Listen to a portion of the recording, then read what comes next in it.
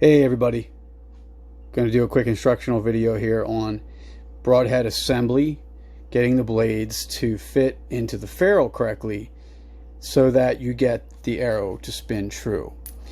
I have a little setup here that I'll use to show you how you can get good compression of the blades up into the ferrule. This is a RAD 125 rival, 125 grain, stainless steel ferrule, 316 stainless steel. These are the blades that are used in this head. It's a 1 3/16 cutting diameter.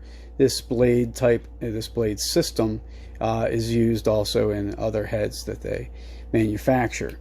Now, of course, we are selling these heads, and I do think it's important that we give you guys sufficient information on how they work and what we recommend, utilizing, of course, information provided directly by RAD and also from my own experience. I've been shooting fixed blades for about 25 years.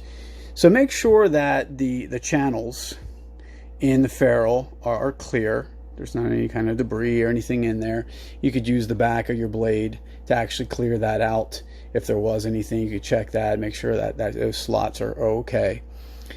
So to start with, just make sure you get the blade locked in over top of the retaining pin that's in there, and then just leave it sit. So put it in, let it sit like that, and then go ahead and drop your second blade in.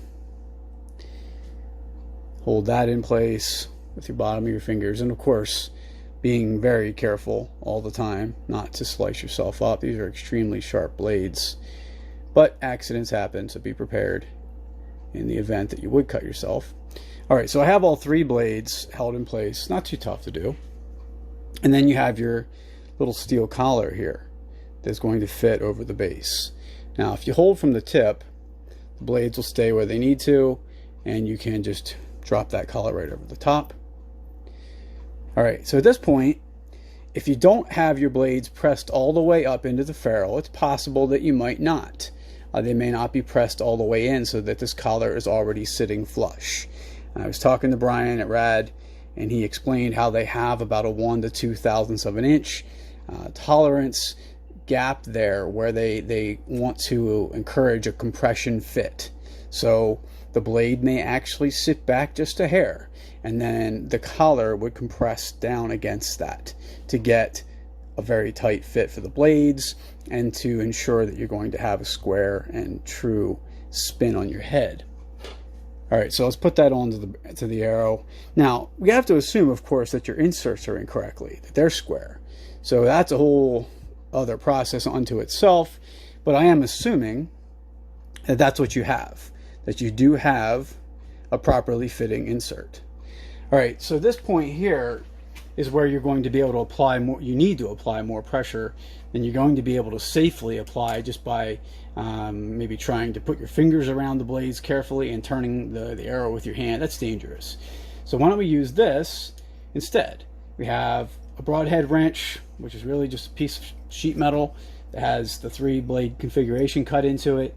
We can put that into here and gives you nice secure hold. And then I use an arrow puller to be able to apply a lot of torque to the arrow and grip it. And I can turn that far, far, far tighter than I ever could by hand, and it's very safe. I'm not going to cut myself. I'm going to get the kind of fit that I need to have to those blades. And then now what I'll do, I will pause the video and I'll run over and we'll drop this arrow onto the spin tester. All right, we're back here now. I'll put the arrow onto the spin test and I'll spin this, and you can take a look and see how true it is to your eye. Certainly looks good to me. So I can, put that, I can actually make a fixed point if I want behind the arrow and watch the tip and observe how true that's spinning. But that is certainly spinning very, very well. And I found that these heads are consistent no matter how many shots I've put into my blob targets, which are very dense targets. I've said this before. Lesser heads have gotten bent ferrules from shooting into that target.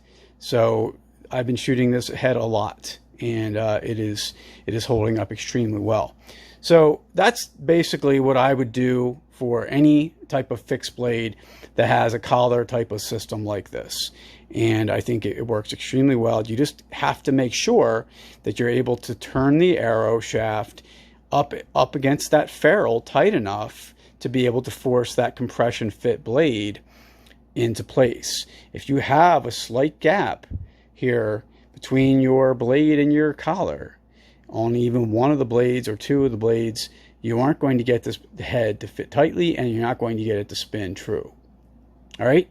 Thanks, everybody. Take care. Check out the products on our website, titaniumarcheryproducts.com.